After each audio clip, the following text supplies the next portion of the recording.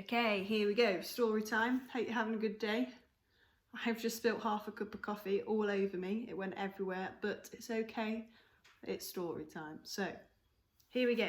Where did we get to? The children were asleep in the cave and Ananda the elephant was guarding outside. Chapter 19. The next morning, Chai returned to the cool cave feeling refreshed. Where have you been? Asked Neil, rubbing his eyes and yawning. He'd been sleeping outside. To the river. For a wash. Neil stretched. About time. I did that hours ago. Let's get ready and move on. Then we can eat on the go. Noir, he shouted into the cave. Come on, we need to get started. There's a river at the back for washing. Noir emerged from the cave, crumpled and yawning. River? Oh no. Is it deep? Yeah, said Chaya. So deep you can see your ankles in it when you stand in it. She gathered up Noir's bags that were lying outside from the night before.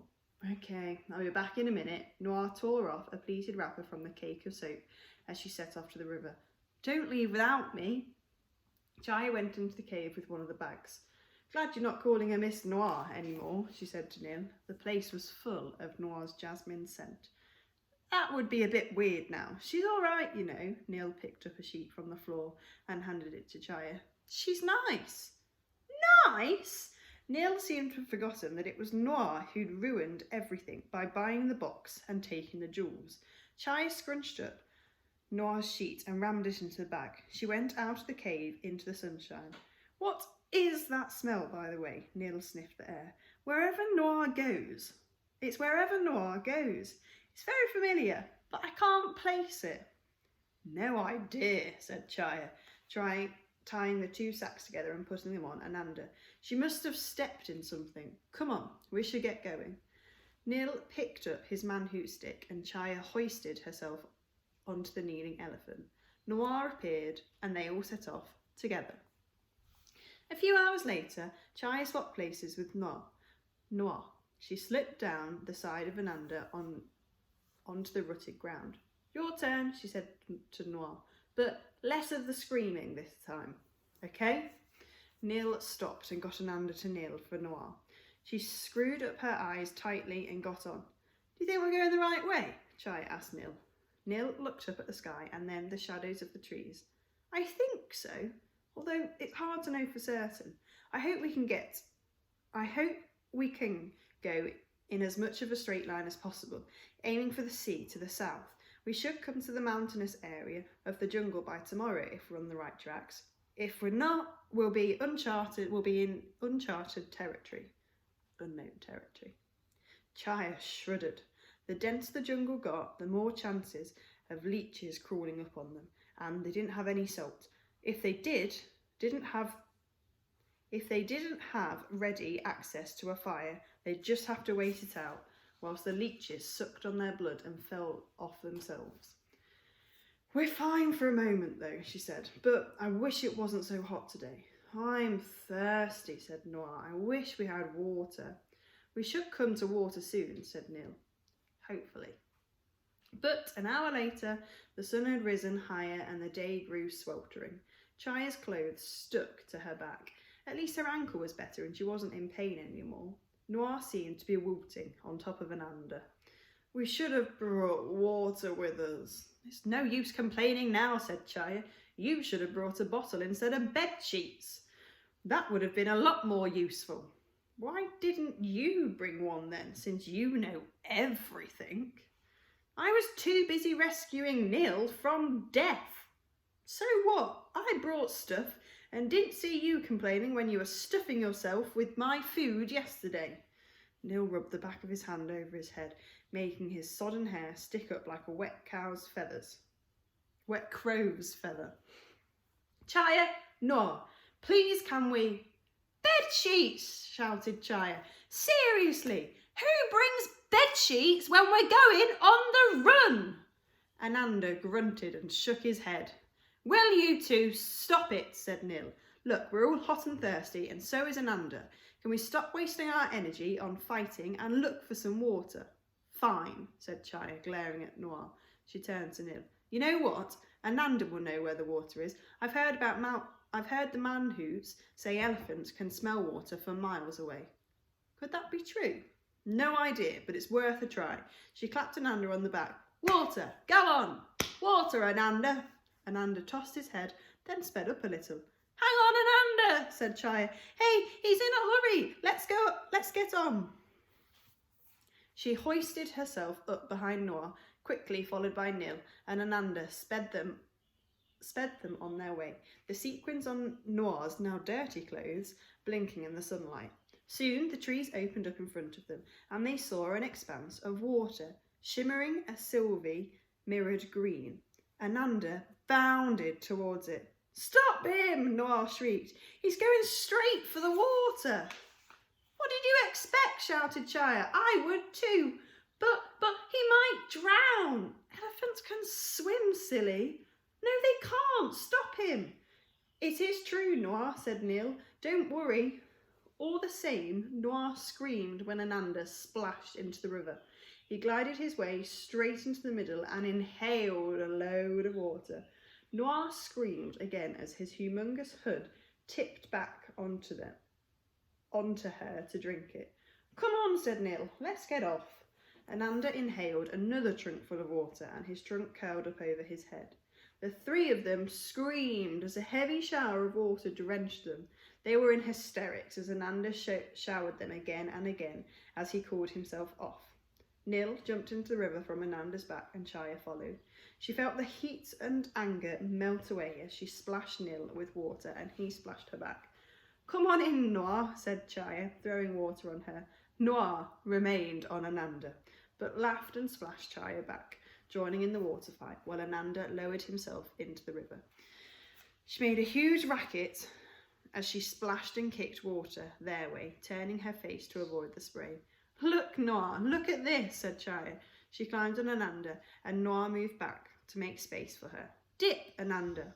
Ananda stood up slowly and knelt down on his front legs, dipping his head down in front of Chaya, and Noah tilted forwards towards the river. Noah yelped in shock while Chaya slid down Ananda's head and splashed into the river. How did you do that? Shouted Nil, swimming up to them. In answer, Chaya reached over Ananda's head and vaulted up onto him, and he stood up with her facing his back. I told you, I know all the commands, she shouted, laughing at Nil's astonished face. I'm going to have a go, said Nil, getting on Ananda. He tumbled down with a great crash into the river, not all as graceful like Chaya. Come on, Noah, you too. There is no way I am doing that, said Noah. The clearing echoed with their shouts and laughs as they splashed and played around Ananda.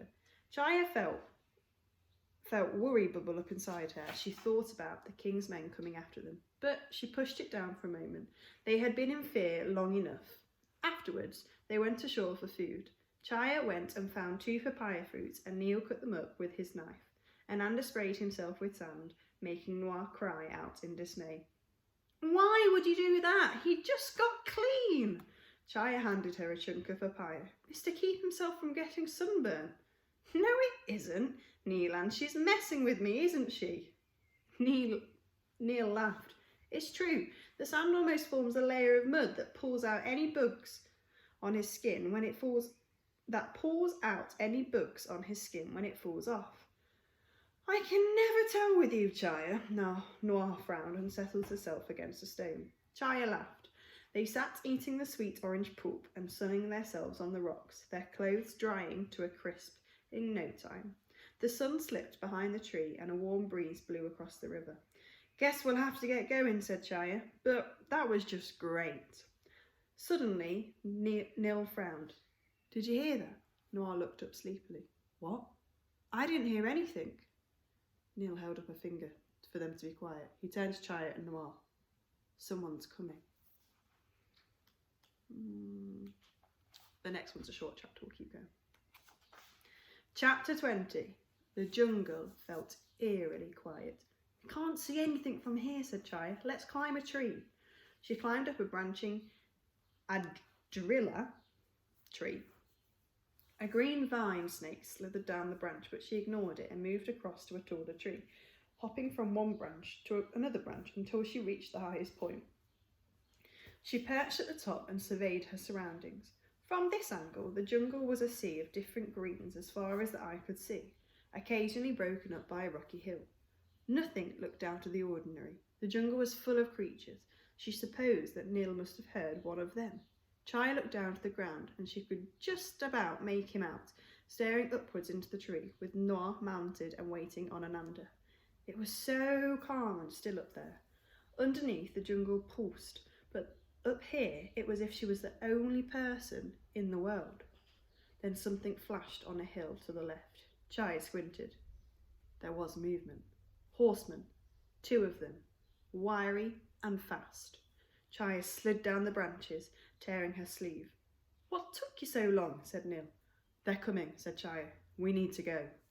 Come on, quick. Noir moved up Ananda's back to make room for them. No, Noir, Chaya's voice broke low. We'll have to leave him. Noir's mouth fell open. They're that close, said Neil. He rubbed Ananda's side. Come on, Noir. Down. Chaya pulled the bags off the elephant and threw them under some bushes. She put her cheek on Ananda's side and stroked him. Thank you, she whispered, for everything. You're going home now. The first sound of hoofs beats echoed through the trees. Chaya followed Neil and Noir as they sprinted off past a startled Samba doe. Keep together, said Neil. Whatever you do, don't get separated. Branches whizzed past them as they pounded through the trees.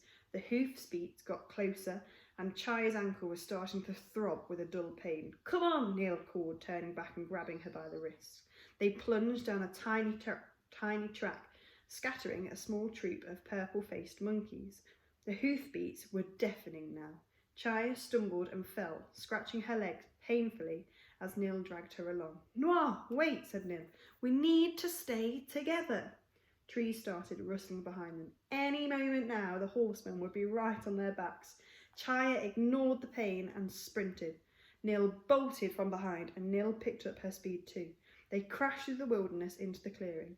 They were out in the open for maybe 2 seconds, but in that time, Chaya heard the shout. The horsemen had seen them. With a great neighing of horses, they galloped closer. Neil yanked Chaya's hand as they ran off the path into the dense undergrowth. There was no way a horse could follow them here. They heard the clatter and pull-up of horse beats, and then the thud as the 2 riders dismounted. It gave them a few minutes they needed. Chaya ignored her throbbing ankle and sprinted after Neil. They were single file here, and she saw Noir's red dress flash up ahead, leading them. In a while, Neil slowed down. Chaya couldn't hear the riders anymore. The 3 of them stopped, and Neil had a finger to his lips. Around them, the birds sang. A canopy of raucous sounds. The wind whistled through giant trees, and a flying squirrel soared through the air and scuttled up a branch. I think we've lost them, whispered Chaya, looking around the deep jungle. Trouble is, we're completely and utterly lost too. And we're going to leave it there. So, will they get out of trouble? Will they get caught? Will they ever find Ananda again? What's going to happen to him? They said he's going home. Does that mean back to the palace or to stay in the wild and be free? Will the children get caught? If they do, what will happen to them? Will they find their way out of the jungle? Will they ever get to Gali? Who knows? We'll have to find out later.